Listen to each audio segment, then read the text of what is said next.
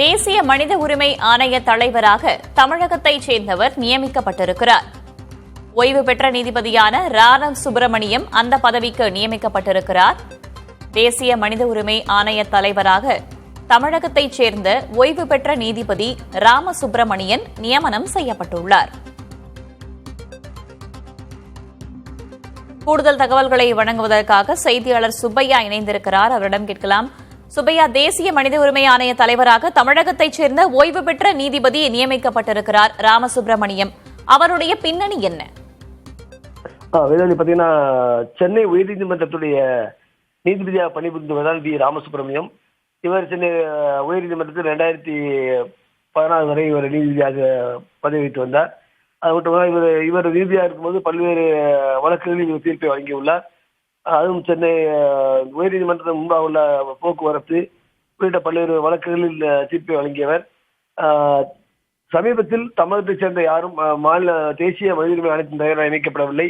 இந்த பதவிக்கு நீண்ட ஆண்டுகளுக்கு பிறகு இந்த ஒரு வாய்ப்பு தமிழகத்துக்கு கிடைத்துள்ளது. வி ராமசுப்பிரமணியத்துக்கு கிடைத்துள்ளது. இவர் சென்னை உயர்நீதிமன்றத்தின் பாதுகாப்பு கமிட்டியில் வந்துள்ளார். அது மட்டுமில்லாமல் மதுரை உயர்நீதிமன்ற கிளை தொடங்கிய பிறகு அங்கும் மதுரை உயர்நீதிமன்ற கிளையும் அமர்ந்து வழக்கில் விசாரித்துள்ளார்.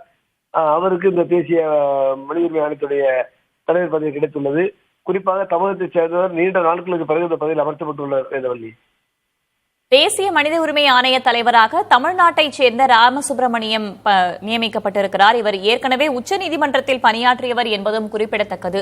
அவர் பணியில் இருக்கும்போது அவர் மேற்கொண்ட சில முக்கியமான வழக்குகளை நினைவு கூற முடியுமா சுப்பையா? முக்கியமான வழக்குன்னு பார்த்தீங்கன்னா, ஏராளமான வழக்கில் தீர்ப்பு வழங்கியுள்ளார். குறிப்பாக உயர்நீதிமன்ற பாதுகாப்பு தொடர்பாக தீர்ப்பு வழங்கியுள்ளார். அது மட்டும் இல்லாமல் மேலும் இன்னும் குறிப்பாக சொல்ல வேண்டுமானால், காவிரி தொடர்பான வழக்கும் சென்னை உயர்நீதிமன்றத்தில் ஒரு வழக்கு விசாரிக்க வந்தபோது அந்த வழக்கிலும் அவர் தீர்ப்பை வழங்கியுள்ளார். அடுத்தபடியாக சட்டக்குழு மாணவர் தொடர்பான வழக்கு ஒன்றும் ஒரு விசாரணை நீண்ட நிலையில் வந்தது. அந்த வழக்கிலும் தீர்ப்பு வழங்கியுள்ளார். ஏறத்தாழ சென்னை உயர்நீதிமன்றத்தில் 8 ஆண்டு வரை நீதிபதியாகவும் அதன் பிறகு உச்ச நீதிமன்றத்திலும் பணிபுரிந்துள்ளார். இவரை பொறுத்தவரை இந்த பதவியில் அமர்த்தப்படுவது தமிழகத்தில் சமீபத்தில் இவர் மட்டும்தான். ஏன்னா இந்த பதவியில் வேற யாரும் தமிழக யாரும் நியமிக்கப்படவில்லை. இந்த வழக்கில் ஆகிறது.